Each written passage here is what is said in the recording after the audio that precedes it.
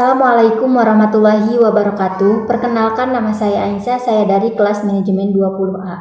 Di sini saya akan membahas mengenai mata kuliah akuntansi manajemen pada pertemuan ke-6 tentang penganggaran untuk perencanaan serta pengendalian.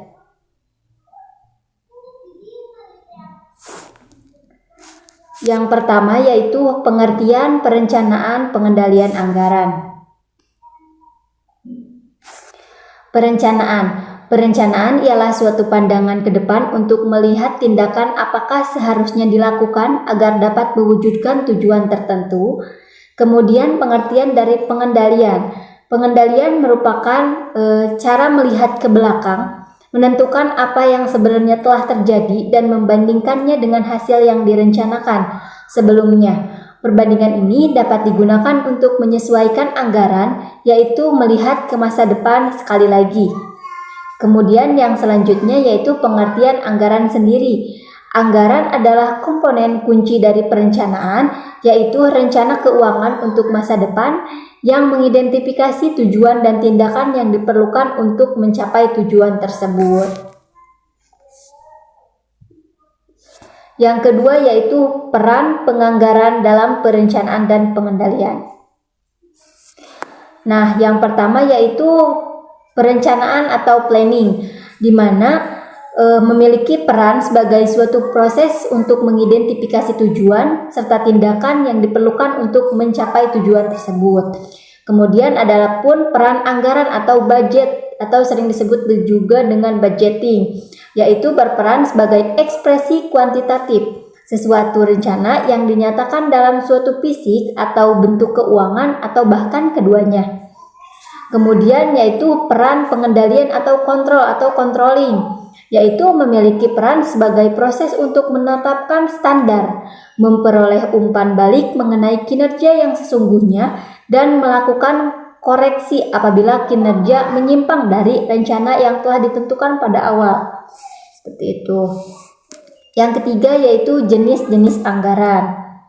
Nah, jenis-jenis anggaran ini dibedakan menjadi 3. Yang pertama yaitu anggaran induk, yang kedua anggaran operasional, yang ketiga anggaran keuangan. Anggaran induk atau master budget, di mana memiliki pengertian bahwa anggaran induk merupakan suatu rencana keuangan komprehensif bagi organisasi secara keseluruhan. Biasanya untuk periode 1 tahun sesuai dengan tahun fiskal pada perusahaan tersebut. Selanjutnya pengertian dari anggaran operasional.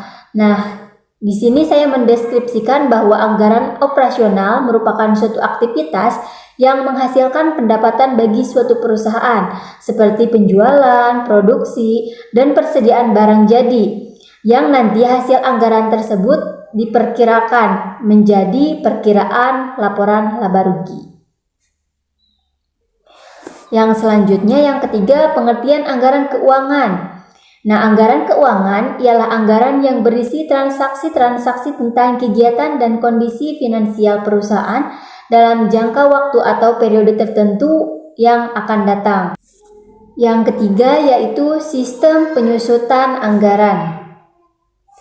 Sistem penyusutan anggaran ini dibedakan juga menjadi 3. Yang pertama, sistem anggaran induk tradisional, di mana pembuatan anggaran induk sebagian besar didasarkan pada anggaran induk tahun sebelumnya.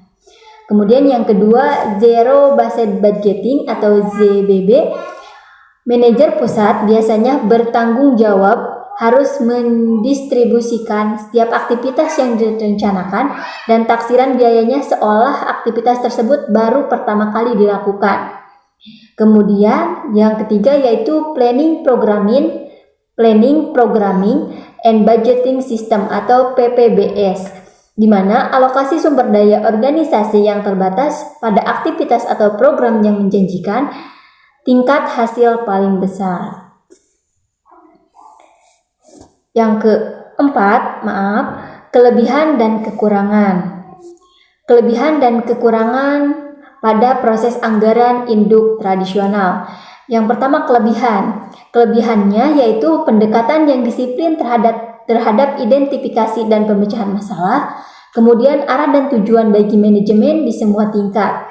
meningkatkan koordinasi aktivitas perusahaan, mekanisme untuk menggalang gagasan dan kerjasama dari semua tingkatan manajemen, yang terakhir ukuran evaluasi kinerja yang sesungguhnya dan kemampuan manajerial para eksekutif.